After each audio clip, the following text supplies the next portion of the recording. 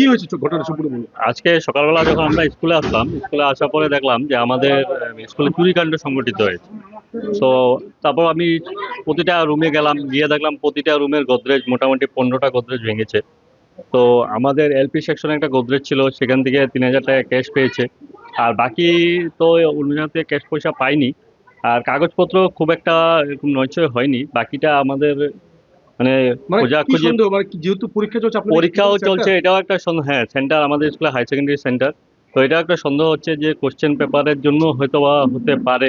তো এখন বোঝা যাচ্ছে না। পুলিশ এসেছে, যথারীতি ইনভেস্টিগেশন চলছে। পরীক্ষা সংক্রান্ত কিছু বিষয় ছিল। এখনো সেরকম তো কিছু আমরা বুঝতে পারছি না, যেহেতু এখনো আমাদেরকে কিছু ছুতে মানা করা হয়েছে, মাত্র মাত্র আমরা শুরু করেছি দেখা।